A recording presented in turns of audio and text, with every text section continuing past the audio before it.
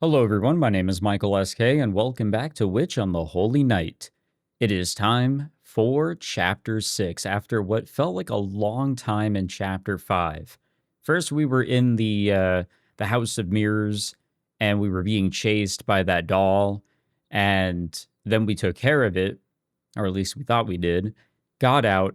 Alice was there to greet Sojiro and Aoko.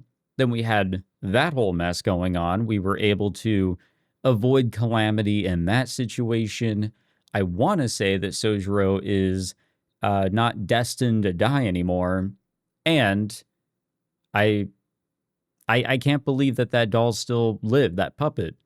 That was such a surprise to me that that thing was still alive, and that Sojiro was able to do what he did. Thanks for the lack of fear. And now we can finally move on, because while I did enjoy a lot of that, damn, was I ready for all of it to end. I really wanted to see what was going to come up next. And now we're finally here. And as we enter this next chapter, for the rest of the playthrough, you guys are going to see this come up on the screen in the top left. Now, if I forget to put that there, then that's going to, be a little embarrassing, but nevertheless, that will pop up just to let you guys know that, hey, we are chapter 6 and beyond. This is the spoiler territory that Type Moon wanted to put out there, that, hey, this is where we're really getting into the deep shit now, whatever that means. But yeah, regardless, I just want you guys to be informed as we continue along with this Let's Play.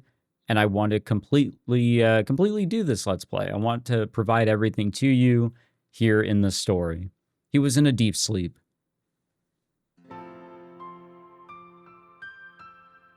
It all seemed ablaze in a mad, fiery red. Unbearable idle thoughts, incessant obstinacy, melancholy sights, and gloomy, bittersweet talk. Fickle wickedness born of human interaction, namely the voice of a forsaken coexistence. This, however, was the scenery of a world far removed from that. If there were those praying this was paradise, well, then there were likely also those lamenting it as the underworld. In a decade, or perhaps longer, this would all change, but for now the autumn leaves remained yet untrampled by human souls. It was a scenery he knew well. Life in the mountains was humble and modest, and there were no conspicuous buildings among this wilderness he called home. They gathered and stockpiled only what they needed to survive without pillaging the land. Serpentine trails could be seen woven through the fields, and the stone steps leading to the summit were obscured by the forest, only visible once upon them. The mountain inhabitants probably intended it that way. There was no sign of mankind's exploitation among the mountain landscape. He suddenly remembered that this was the season he liked the most, or rather it suited him the most. There was much to be done to prepare for winter, but whenever he had a free moment, he would make his way toward the mountaintop, gazing idly at the setting sun while breathing deep. The crisp autumn air was probably the second favorite of his daily joys. It relaxed him, the cold but comforting wind at dusk, and the way the sunset dyed the peaks a vibrant crimson. Not 2 months had passed since coming down from the mountains, and already it pained him that the memories had begun to fade. Someone once told him that memories fade every day, so the best one can do is make as many new ones as possible. Recollections grew hazy. A new place to live meant the beginning of a new life. He wasn't sure if he was reluctant to let go of the scenery he'd cherished for so long, or if he'd merely been spoiled by it. Despite his new home in a city surrounded by tall buildings, he felt guilty for wanting those memories alone to remain clear in his mind. Either way, he had to make the best of a fresh start. What kind of man thinks more about where he came from than where he's going, he contemplated. そうか。これ、夢だ。 That's always the most unfortunate of things. When you feel like you're in the best moment. Maybe it's your past or maybe it's a brand new situation formed of your thoughts, but then you realize it is a dream, especially when it is your memories, a memory of a wonderful time, a memory of a wonderful sight, kind of like what Sojiro has going on here. He tried to stop himself from indulging in uncharacteristic sentimentality. It wouldn't be a dream if it was easy to understand. The moment he realized he was dreaming, angular shadows began to rise from the autumn colors. They were concrete buildings previously unknown and yet familiar to him at the same time. This was how his current life was washing away his memories. Struggle as he might, there was no stopping the degradation of human memory or impressions. It was merely a fact of life. By nature, humans lived in the present over the past. Eventually, even his most cherished memories would be swallowed up by the buildings. It was neither cruel nor heartless, If they were sure to disappear, then for now he would content himself with dreaming about the memories he could clearly recall. Whether in the mountains or the city, the days flew by. Yesterday's scenery was not the same as today's. And such, she had given him no time to grieve. Distant nostalgia was beautiful, but that made it fleeting. 土産入道じゃないんだぞ、青崎。A faint dizziness made him close his eyes. Without sight, the mountainous landscape vanished, but in its place a familiar voice could be heard. It was a booming voice that seemed to shake not only the mountainside he stood upon, but the entire mountain as well. And of course, Aoko Aozaki reappeared, towering in the distance. He must have been tired, he thought, diagnosing himself while trying to make out what she was saying. Fearing the vertigo would return if he reopened his eyes, he decided to keep them closed. It sounded like she was arguing with someone, though the tone was all he could make out. It wasn't violent, but certainly aggressive. Maybe she was picking a fight with another mountain across the way. He wouldn't put it past her. After all, she was a troublemaker who blew up the moon. That is true, that did go down. He couldn't quite grasp the conversation, though somehow vaguely, he had the sense that his human rights were being largely ignored. It was deeply unsettling even for a dream. After several minutes, it seemed that the high-impact argument ended in Aoko's victory. Then suddenly the boisterous voice faded. Praying everything would be back to normal, he opened his eyes. Yeah, don't show me a Ferris wheel. Don't show me anything from this place. He took a deep, slow breath. The scenery was a far cry from the nostalgic dreamscape that he had just left, albeit not unpleasant either. Without a doubt, it was the amusement park. To him, this was his freshest memory. He recalled the House of Mirrors that Aoko Aozaki destroyed. This park was a flawless replica of reality, but he was the only one there.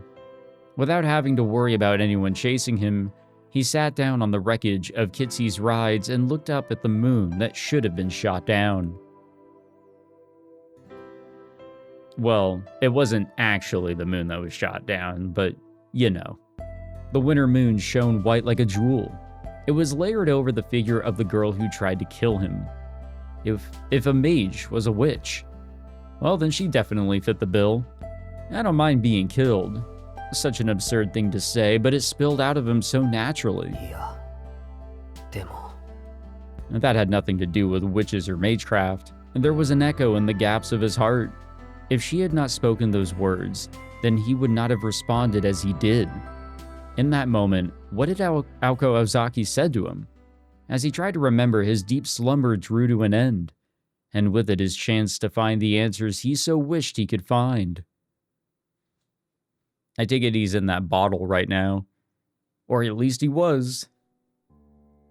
Then, Sojiro woke up in an unfamiliar room gasping. Not because the plush mattress he was on was softer than his apartment's cheap futon, or because everything from the carpet to the wallpaper looked expensive. Uh-oh. Bewildered, he tried to catch his breath. She was the cause of his surprise. The moment Sojiro's eyes snapped open, there she was, the girl dressed in black sitting at his bedside. The silence was deafening. Still supine on the bed, Sojiro gazed at her. His impulse was to sit up, but he refrained. thinking it might be rude to be staring at the person sitting next to him. She was just sitting there on a chair, dressed in black modest clothes. Still, she projected an air that was anything but plain. Her monochrome outfit evoked indescribable elegance, like a costume handmade just for her from the finest fabrics. It was enough to inspire poetic sentiments even in Sojiro. The girl continued to sit completely motionless. Without realizing it, Sojiro had stopped breathing. Genuine astonishment had him captivated. Such beauty. It was the first time he had ever thought to use such a simple, plain expression to describe another human being. She was the daffodil in perfect bloom, or the ideal female form seen only in dreams. The quality was something to be cherished and admired in her. It was different from Aoko Aozaki's blindingly radiant vitality. After all, the flame that burns twice as bright burns half as long, and there was no way this girl would be allowed such a happy ending. Her life was a solitary fable of someone who left the world in exactly the same way they entered it. Whether humanity stolen at birth, hers was an existence not of this world. The more beautiful something was, the more tragic its fate. Growing up in the mountains, this was not something that Sojiro was taught, but something he learned from experience. 眠ってるみたいだ。 Sojiro turned his head as though he was being lured in. He knew it was rude to stare, but he couldn't fight his instincts. Then... and she's awake. This time, his heart actually skipped a beat. She was not asleep at all. Expressionless, she was merely watching over him while he recovered. Sojiro froze, unable to turn his head away or think of something clever to say. It was like staring into her eyes turned him to stone. Perhaps because of her delicate features, she looked somewhat younger than him. On the other hand, her tranquil expression made him feel like she was older. Jet black hair just to her shoulders. Her large eyes were set like onyx stones matching her hair. Devoid of emotion, her gaze stayed fixed on Sojiro. Even after their eyes met, she did not turn away. Come on, man, you've got to say something here. He wanted to speak, but could not find the words. It was not unlike a frog being stared down by a snake. Well, nevertheless, he just could not bring himself to say something. Additionally, well, yeah, she was the one trying to kill him. No matter how carefree Sojiro might have been, he was painfully aware that this girl was as powerful as Aoko. Less talkative to be sure, but still powerful. Objectively, the scene was not unlike that of someone nursing a bedridden stranger. He had no idea what she may have been thinking about, but it seemed to him his harsh silence might last forever. All he could say for sure was that the quiet did not appear to bother her in the slightest. It was like some bizarre form of punishment. これが青崎の仕込みなら手が込みすぎる。 He thought, keeping his eyes on the girl. He felt like the moment he turned his head or blinked, she might stab him in the chest with a hidden blade. And not because his imagination was running with him, or running away with him. In the stifling silence, it was only natural that Sojiro would think back on what happened in the amusement park, and it made him uneasy. But stronger than any anxiety was his fascination with this girl. Her slender frame and milky, white skin, the chill of her guarded stare, the warmth of her lingering femininity. It was the mixture of those two latter qualities that was almost magical. He stared at her for so long, he began to get the feeling that they had met somewhere before. Sometime before the conflict at Kitsy Land. He could not quite put his finger on it, but he was sure that he had seen her previously. その今更だけど His voice shattered the frozen silence in the room. He almost felt sorry for making noise as he spoke out to her. But they could not very well just sit and stare at each other forever. I mean, they could, but at some point, it's gotta get awkward. Though, he might have been the only one thinking that they were staring, and perhaps thought that they were glaring at each other. ここはどこで君は誰だかわかるかな She narrowed her eyes slightly, though apparently not out of offense. There was no response. Just as he was thinking it would have been better to keep quiet, She quietly raised her hand. これ、あなたのでしょ? Her voice was cold but melodic. A white piece of cloth was wrapped in her fingers. There was no need to tell him what it was. He was conscious enough to recognize his own possessions. Sojiro sat speechless as she tossed it to him. Picking it up, he wrapped it around his neck. 青子はそれを知っているの? Know about what? What is underneath that? That he regularly wears those bandages. He looked away in response to her blunt question, distracted by something unrelated. She called Aoko Aozaki by her given name, which led him to believe that the mountain Aoko had argued with in his dream was actually the girl beside him. I mean, I could have figured that. どうだろ As sincerely as he could, he answered without presumption. There are things that should be known and things that need not be. There are also things that should be told and other things that must not be. Sojiro was not exactly sure what that she was referring to. う However, でもその方がいいとは思うよ he smiled slightly at her question. Perhaps impressed by his response, the overwhelming pressure in the room dissipated noticeably. Excuse me, or maybe she had been more nervous than he was the entire time, projecting the image that his room was her domain a tad too strongly. The tension had faded, Sojiro tried to sit up and prop his arms beneath him. Now that they were talking, it seemed awkward to stay lying down. However, his body felt strange as he tried to move, and it surprised him how difficult it was to sit up. It took everything he had just to raise his upper body to a sitting position. あれ洋服のまんまだ As he threw the covers back, he tilted his head quizzically. 申し訳ないこんないい布団なのにこれじゃ不釣り合いだというよりもったいない She stared at him, not expecting him to complain about not wearing pajamas while sleeping. Somehow it appeared that he had done something to surprise her. なんでだ何もしてないぞ俺 Pouting a bit at the unwarranted curiosity, he turned to face her.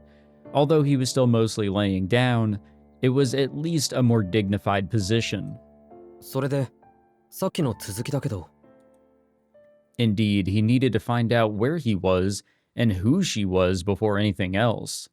Actually, the more he thought about what had happened at the amusement park, the more he got a sinking feeling in his stomach.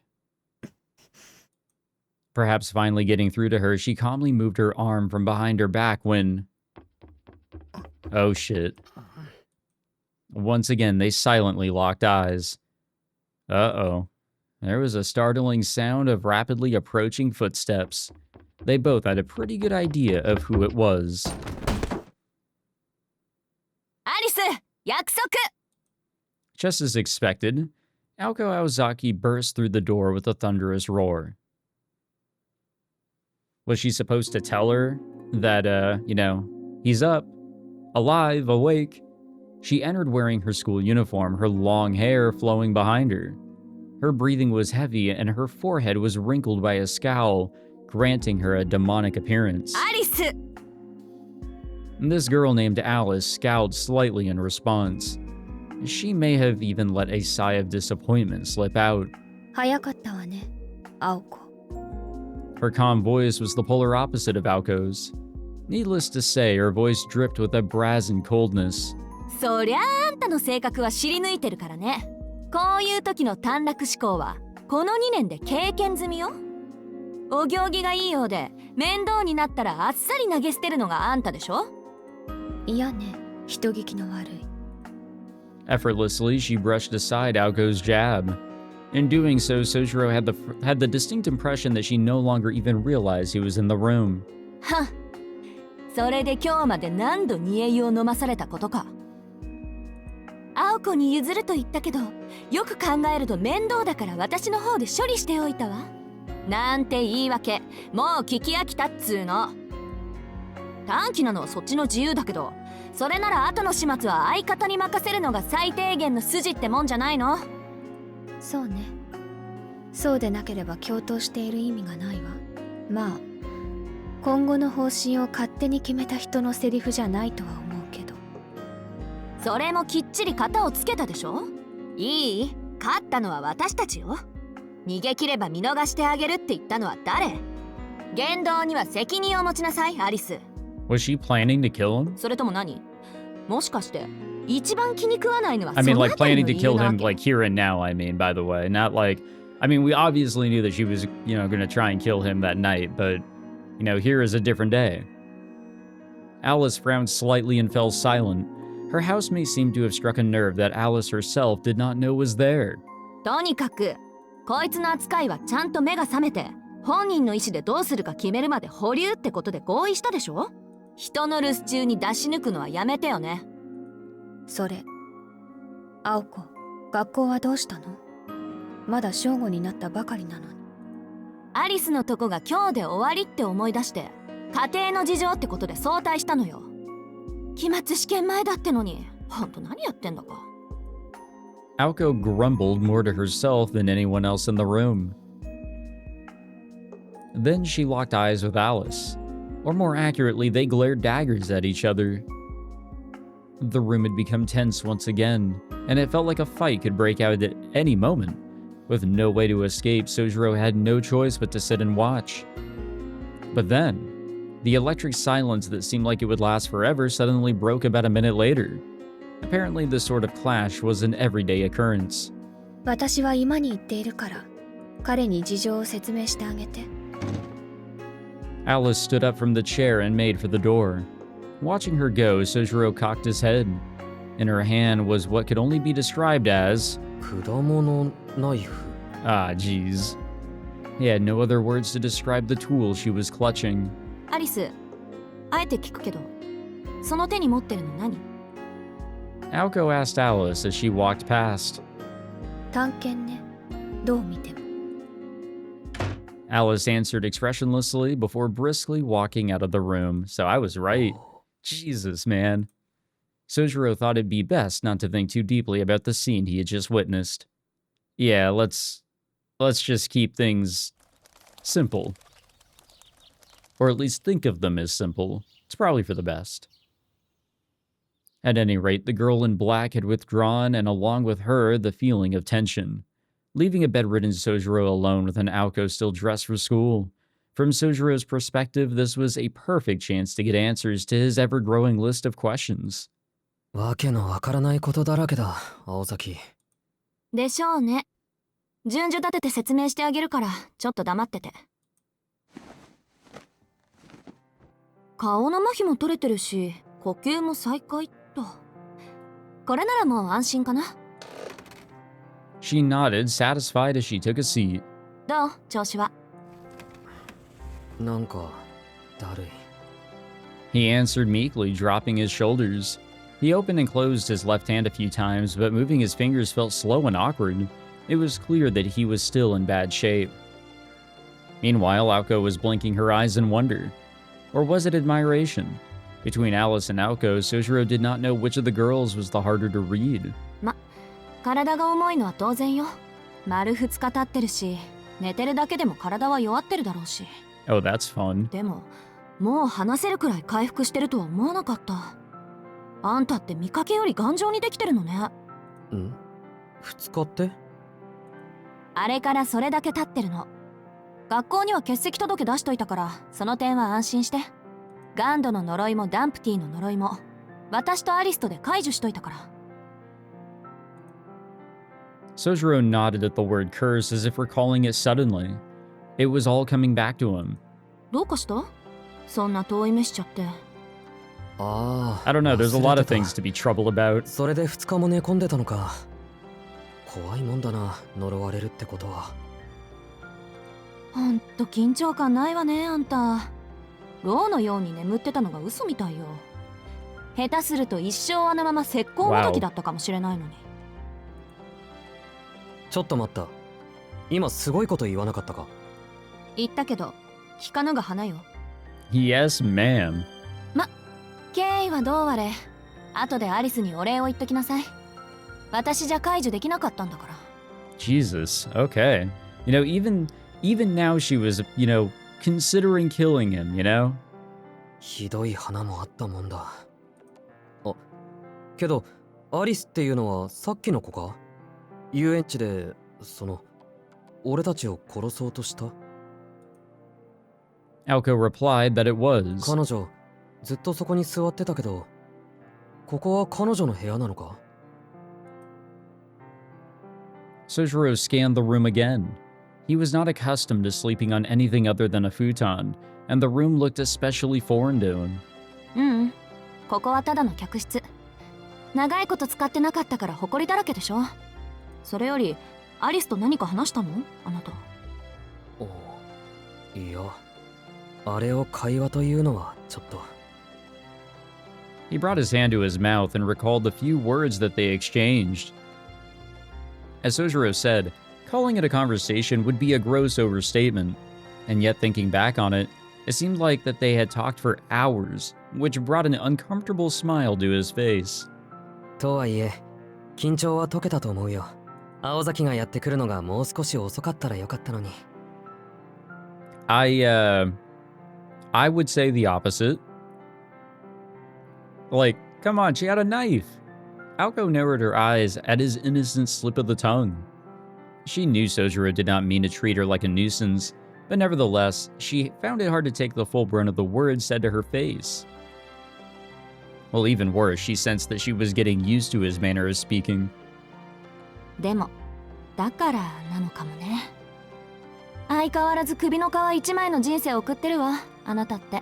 Also, sorry about that. Sometimes I just like move the mouse around whenever I'm like just, listening, talking, or whatever, and I forget that I don't even have to like have my mouse pointer like all the way at the top. It's really sensitive, like just above the text, and that's it. It is actually pretty sensitive. He tilted his head, clearly confused. だから、あんたはよっぽどアリス好みの対応をしたのよ。まだ生きてるってそういうこと。No matter how hard he tried, he could not grasp what she was getting at. He decided to change the subject to something else. Wait, was it him, like, saying that he was defiling the bed, like he had respect for the furniture? Like, was that what, like, impressed her to, not have her kill him immediately right then and there as he woke up? ところで、 Or am I overthinking it a ここはどこ little? なんだ？あの子に聞いても教えてくれなかったけど、青崎なら教えてくれるだろ？ここは三崎町の幽霊屋敷よ。正確にはクオンジ邸と言えばいいかしらね。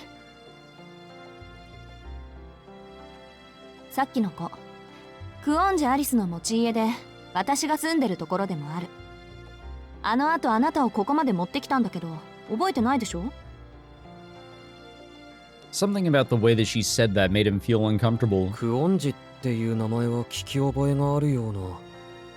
そうだ、よく商店街でおじさんたちが話してた。なんでも偉いお金持ちだとかなんとか。Well, that seems to be the case on the rich part. それ、アリスの前ではご法度よ。穏便にここで暮らしたいならね。Confused yet again, Sojiro tilted his head for what seemed like the 100th time that day. And once again, he had heard something to make him feel uneasy. 青崎、君今なんて言った？ As he moving in? しずきくん、私ね、あからさまな嘘を言う人と同じことを何度も言わせる人と察しの悪い人には容赦しないから、そのあたり覚えておいてね。ここで平穏に暮らしたいなら。 Oh boy. With her best smile, Aoko made her threatening proclamation. Needless to say, it caught Sojiro completely off guard.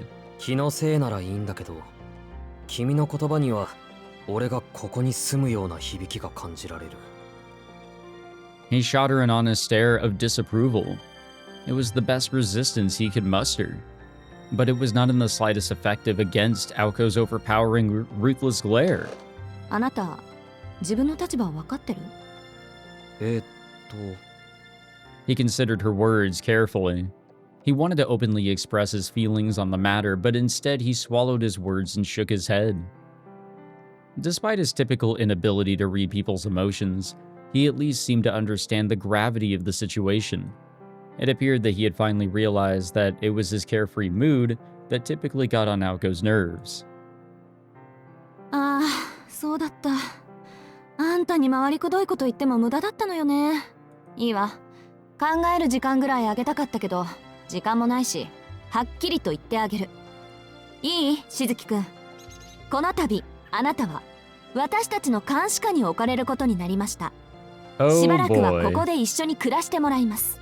Oh boy. もちろん生殺与奪の権利はこちらにあるという条件で。 The blatant tyranny in her voice caused him to sputter. He wished that she would stop smiling in an attempt to make it seem any less outrageous. 一緒に住むって青崎とか？ It was not the faint expectation of living under the same roof with Aoko that had him flustered. Rather, he was genuinely concerned about his own safety. Regardless of how good-natured he was, it seemed he finally had come to grips with the fact that he had just escaped death. とんでもない。冬眠前の熊と一緒に暖を取るようなもんだ。 Aoko agreed, as blunt a comparison as it was. I think it was pretty good. たまには的確な比喩をするじゃない。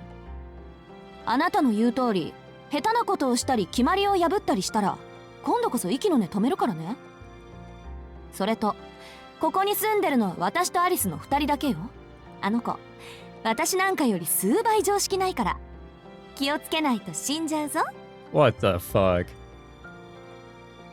Aoko was 100% serious. It was her sincerity that made him all the more believable. いや。 Obviously, there was no way the victim, Sojiro, could accept these terms. 待ってくれ。俺にはちっとも青崎がわからない。監視するって言うけど、なんでそんな話になってるんだ？考えられる範囲、悪いこととかしてないし、そもそも俺を見張っても得なことなんて一個もないし、青崎はいろいろ間違ってる。いや、それとも魔術師っていうのはみんな青崎みたいなのか。 Arrogant and selfish were the words that the harmless boy's gaze seemed to imply. Aoko felt a headache coming on. Due to his innate easygoing persona, Sojiro had not thought to question that Aoko being a mage was out of the ordinary. だからあんたがそういう風に誰はばかることなく私たちのことを言いふらさないかを見張ってんじゃない。 Aoko flew out of her chair. She had been doing her best to keep her cool, but it seemed her well of patience had finally run dry. Witnessing Aoko snap, Sojiro clapped his hands together. そうか。青崎が俺を殺そうとしたのは魔術師であることを隠さなくちゃいけないからだったっけ？ You're now getting that? うん、それならわかる。監視するのは青崎の秘密のことで、俺の命云々はおまけみたいなものか。そりゃ本質的に言えばそうだけど、身も蓋もないわね、その言い方。けど、それはあまり意味がないんじゃないか？学校もあるし、バイトだってあるんだ。一日中この家から出ないわけにはいかないんだぞ。In an instant, Sojiro's objectivity had her stumped, leaving her at a loss for words. He honestly had no idea what position he was in. To believe that he had any sort of freedom at this point was shocking, to say the least. いや、落ち着け私。話が早くなってある意味助かるし。 Aoko somehow managed to compose herself. As a matter of fact, she never had any intention of imprisoning him. Stripping away of his freedom and incarcerating him would go against their agreement anyway. Besides, if she was going to go that far, it would have been easier just to kill him. And, like, probably cheaper in a morbid way, it probably would have been. To Aoko, letting him live meant showing a modicum of respect to Sojiro's way of life. もしかして、この部屋から出ちゃいけないのか？俺。A light bulb went on in his head as he blurted out what he was thinking. It appeared he had finally got the grim message. Aoko looked somewhat satisfied at his dismay. 大丈夫よ。監禁生活なんて面倒なことだけはしないから。あなたの自由はそれなりに考慮してあります。そのあたりのさじ加減はアリスの手腕に任せてあるから。A gloomy look fell over Sojiro's face as he found his concern growing by the second. いい？あなたの処遇はこの家に住むことを前提にした監視で、それも解決策が見つかるまでの期間限定。何でもいいから目撃者を殺すなんてことよりこっちの方がよっぽど穏便でしょ。だいたいこれは私とあなたとの約束なんだからいちいち文句言わないでよね。ただでさえアリスとの冷戦が続いてて頭痛いんだから。 She sighed as she stared Sojiro down as he lay on the bed. けど勘違いはしないで。ここじゃあんたの地位は最下層のさらに下、番犬より下なんだから。あんたの生殺与奪はあの夜から私が握ってるんだから。 Damn, あ what んた is は with 私に所有されてるようなもんなの。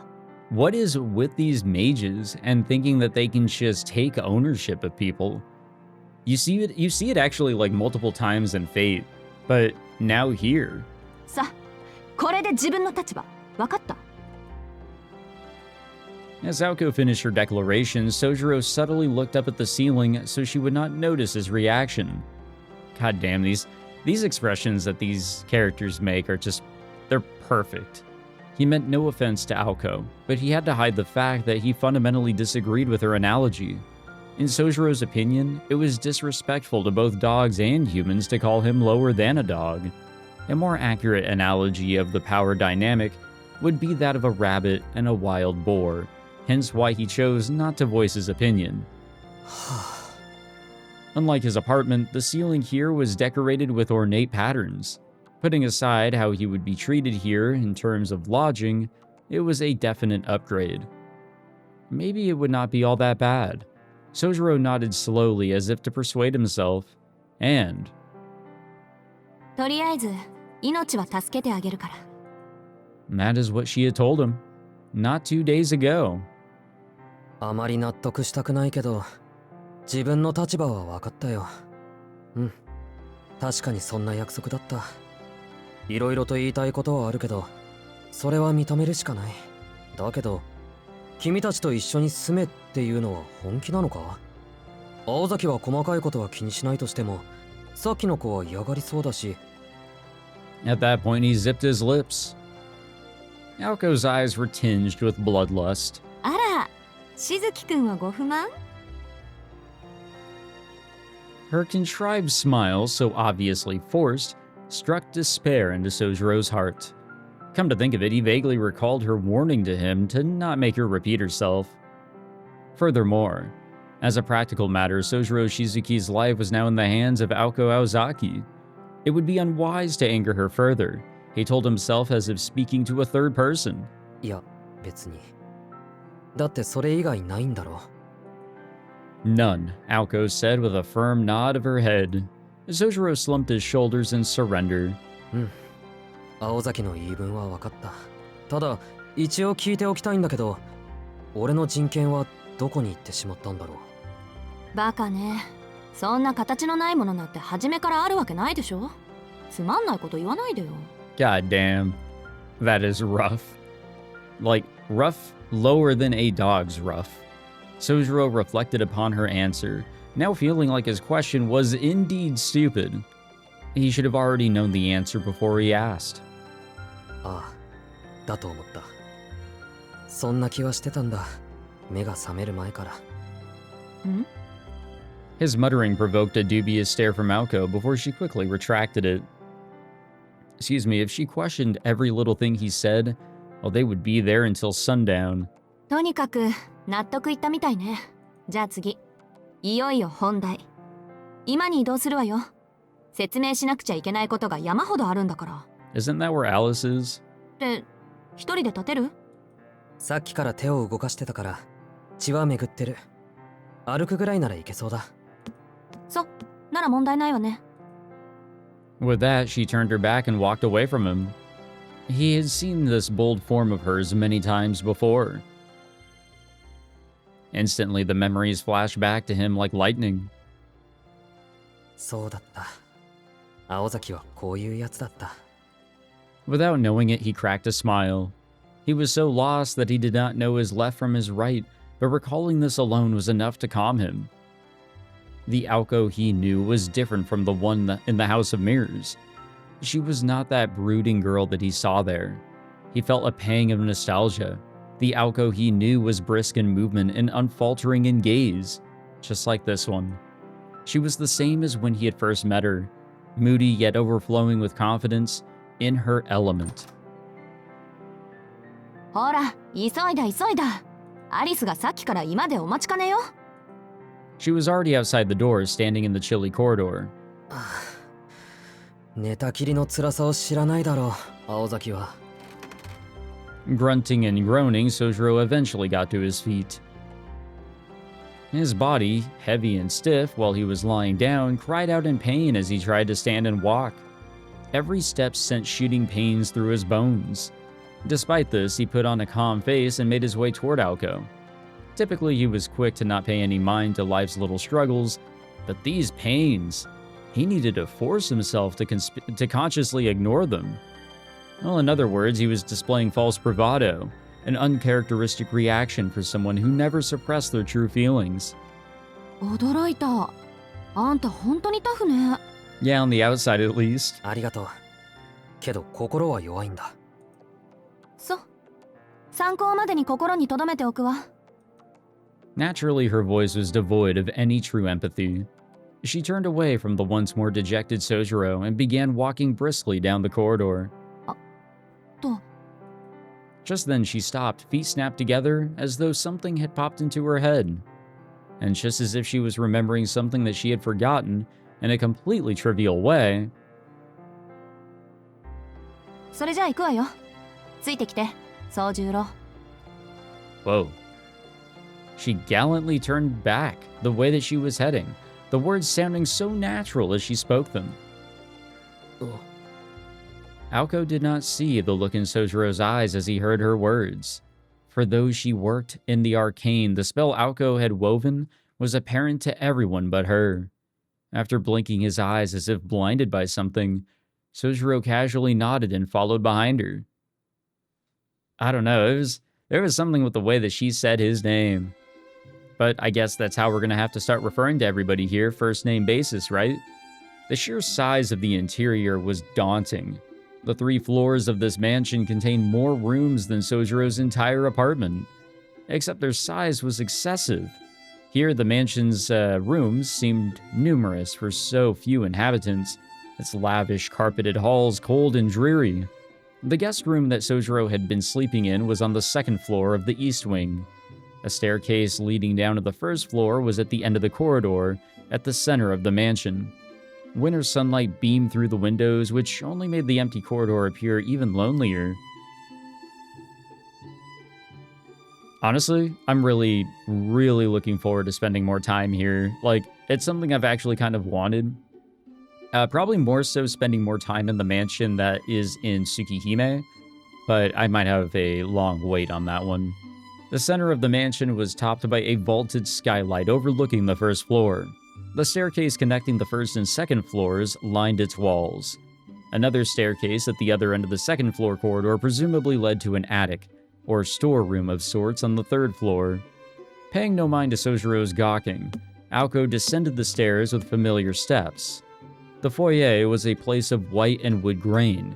Its hardwood floors shone brightly under the sunlight coming in from the ceiling, and the tall white walls were spotless and brawny. Honestly, this is fucking beautiful. Like, I love it. There is actually something to behold when it comes to a skylight like this, and even where I used to work actually had something like this. Probably not in such a majestic way, but there's just something about having natural light coming through, and it just really adds just to the vibrancy, to the hominess, I would argue even.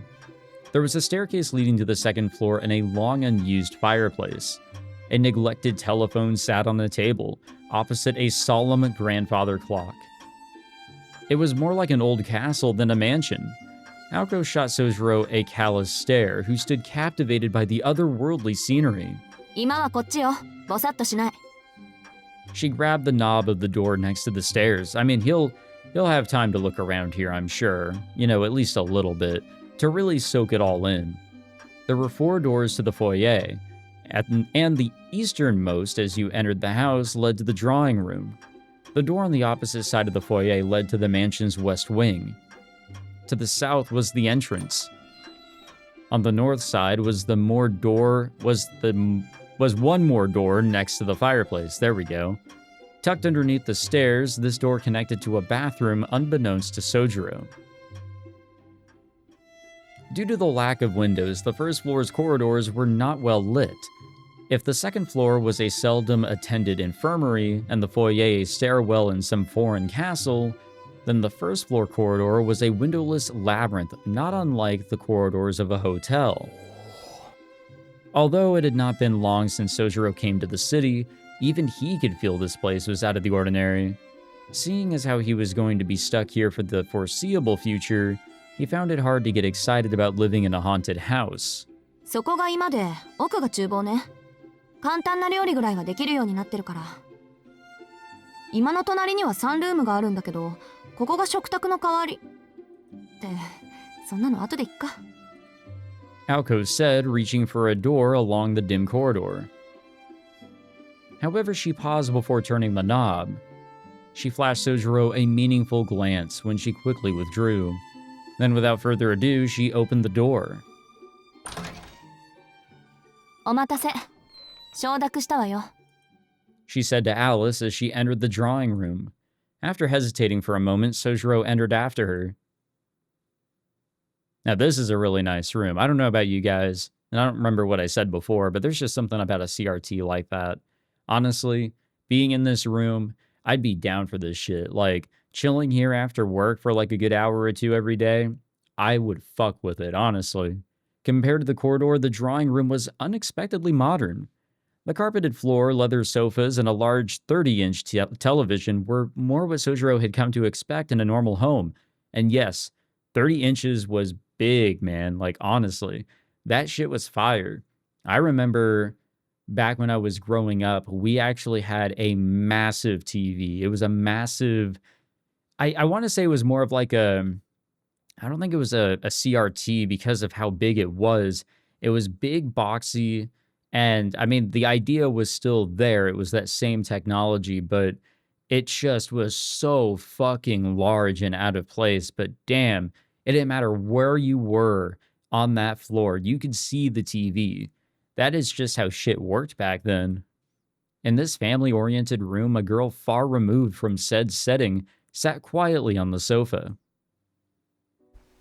Aoko sat on the sofa across the girl in all black. This gave Sojiro two seating options.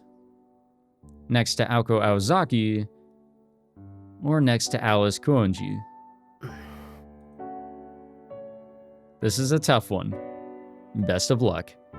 After about 2 seconds of deliberation, he decided to stand by the wall as neither option appealed. That's honestly, I would go for that too. Aoko and Alice were facing each other across a coffee table. The clean, perfectly level tables somehow added to the austere atmosphere. 当事者も認めたことだし、これで何の問題もないわね、アリス。Alice gave one deep nod in response to her non-question. From his position against the wall, they looked as though they were clearing up some niggling grievance. Well, Sojiro got the feeling that the two did not entirely see eye to eye concerning what to do with him. そうね。原因も究明しないといけないし。She cast a sideways look at Sojiro with those darkly shaded eyes of hers. Her voice shared the same cold indifference, making it abundantly clear that she had no intention of accepting him as a housemate. けれど、あなたはそれでいいの？遊園地でのことを忘れてはいないでしょ？ Alice's voice was a mixture of judgment and scrutiny.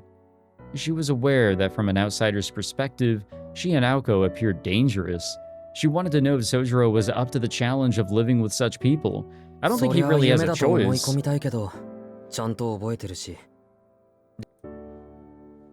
Above all else, it was the only way they would let him live. Alice responded apathetically with a non-committal murmur. She silently placed a small object on the table with a clink. The fuck? She pulled her pale fingers away from a small glass bottle. The glass, more pale blue than transparent, was enough to signify its high quality. With a crane-like motion, she removed the stopper. Even though this was the first time he had seen such a thing, something about it made him uneasy. Was it that it made him sad, or... Aoko's standoffish behavior only added to his concern. Alice once again fixed her eyes on Sojiro, who was bracing himself for the worst. The glint in her eyes was bewitching. With not a single emotion apparent on her face, she called his name. しずきくん Uh-oh. はい。 What is going on? The moment he responded to her whispered call, his surroundings began to transform. The air grew thick, so thick it took on a color and shape. The density and discomfort that coiled around his skin made it seem like the air had become words. Opening his mouth to gasp for air, the words invaded his lungs.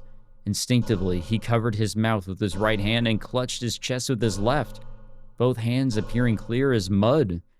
Even the thickest of mountain fogs never seized his senses like this.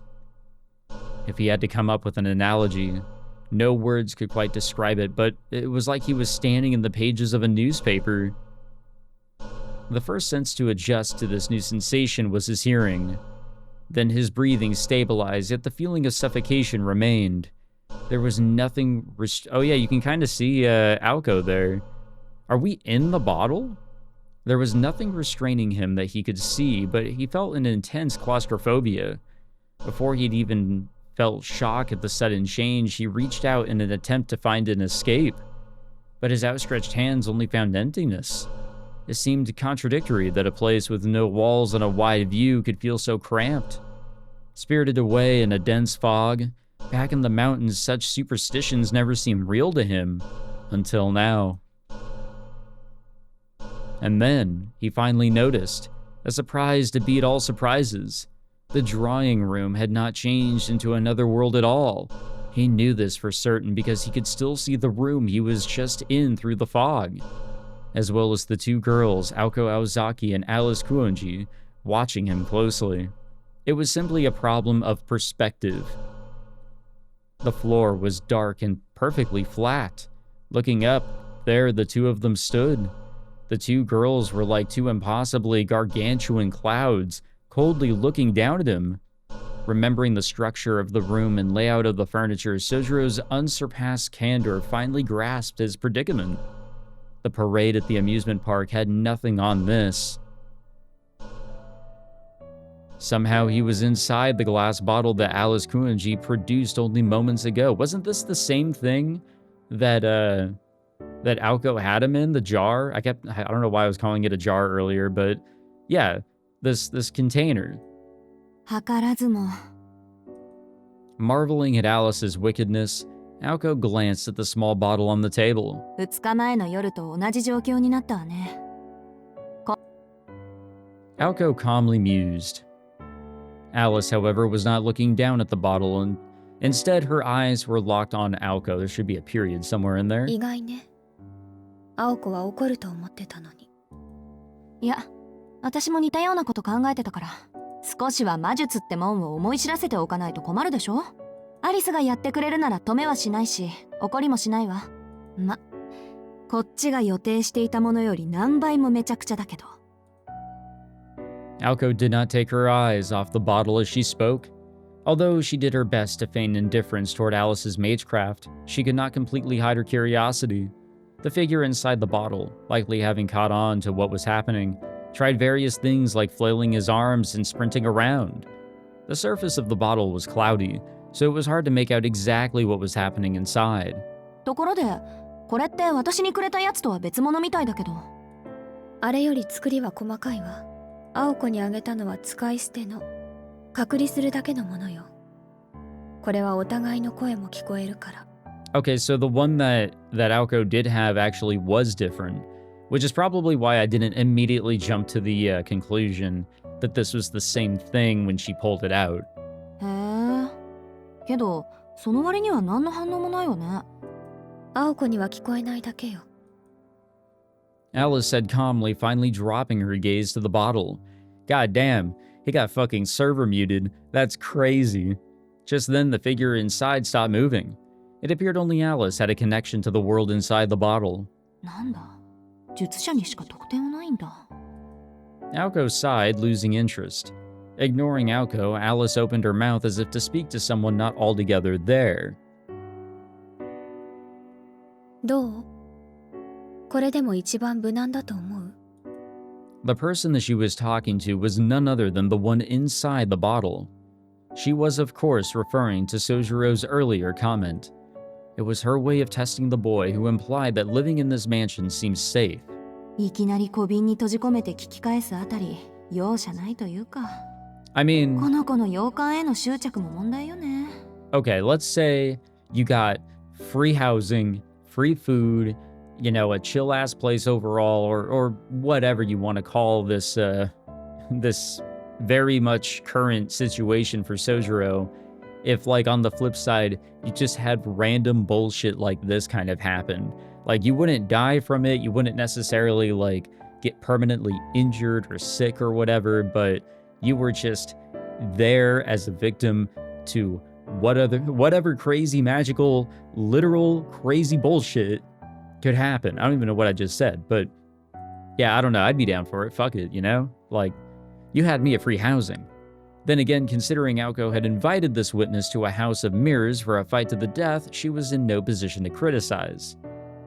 She would make sure Alice did not let her emotions get the best of her, but for now she was content to observe as a bystander.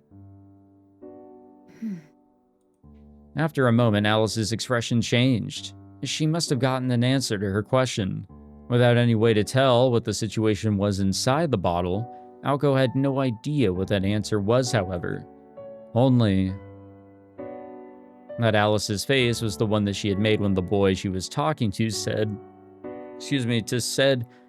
what she had wanted to hear. 私が言えることでもないけど。 For an instant, she glanced at Aoko. Slightly shaking her head, she reached for the small bottle. ほんと、物好きね、しずきくんは。 Oh, absolutely. You know, you're a few chapters late, Alice, but you finally get to understand. She said his name with what seemed like a forlorn frown. As soon as she removed the stopper, the air in the room quivered. The boy, who had been casting a shadow on the wall until a minute ago, now leaned against it for support again. Aoko turned around to face Sojiro right behind her, resting her elbow over the back of the sofa. どう気分は見ての通りめちゃくちゃだ Sojiro answered with unusual hostility. Aoko was reminded of his strange behavior, as she was sure that he would be scared or shocked, not angry. 夢で似たようなものを見てなかったら今頃心臓が止まってたところだそこはついてたと思う Oh shit, you know what? He's right. 信じられないのはなんでいちいち実践するかってことだ魔術は怖いものなんだって言えば済むだろうにそれと物騒な青崎の声聞こえてたぞ物騒で悪うございました Uh-huh. けど言葉じゃなくてきちんと実感してもらいたかったのは本当よどう魔術ってもんを甘く見てたでしょ宗十郎 As much as he hated to admit it, she was right. Though it was not that he had taken matecraft lightly, but merely that he couldn't understand it. けど実感うんぬん言われても困るこれまでの青崎の無茶っぷりと今のわけのわからなさはとても比べられないそりゃそうよアリスと比べないでよねアリスの魔術は私たちの中でもデタラメでもう言葉にできないぐらい最悪なんだって言ったでしょ失礼ね。人命を脅かすという点なら、青子の方がよっぽどひどいと思うけど。I don't know, I think they're both scary in their own way, but Alice did create like a growing death trap of sorts. それよりあなた、 Growing 本当 from に the 彼を殺す inside. 気はあったの？一体どんな追い詰め方をすれば、青崎なら多分安全。そんなのはあったに決まってるでしょこいつが何て言ったか知らないけど絶対意味違うからこいつはねそもそも何が危ないのかやけどするまで気づかないっていうかやけどしてもよし死ななきゃ安いなんて本気で思っちゃう天然ボケなの Yeah. ねそうでしょ宗十郎 He had no idea why she was suddenly shouting, but he nodded anyway just to be safe. The drawing room had become awfully noisy. Alice sat watching the two at a complete loss. Oh, this is going to be fun, guys. This is going to be a fun one. Shit, I'm looking forward to whatever the rest of this has in store for us. What a fun predicament we have found ourselves in. All right, we'll wrap it up there. Seems like an okay place to save for this episode. Boy, oh boy. Now, these three characters being together finally, like this is the trio I have been waiting for. The dynamic we've already seen, especially in Chapter 5, between Aoko and Sojiro. I'm so excited for that to grow, to include Alice in some sort of way. Whether we see more of Aoko and Alice, we see a crazy combination between Sojiro and Alice, or all three. I'm really excited nonetheless. I think it's going to be a good time. Thank you all for tuning in. Hope you guys enjoyed this one. If you did, be sure to leave a like, subscribe, and I'll catch you guys in the next one. Take it easy.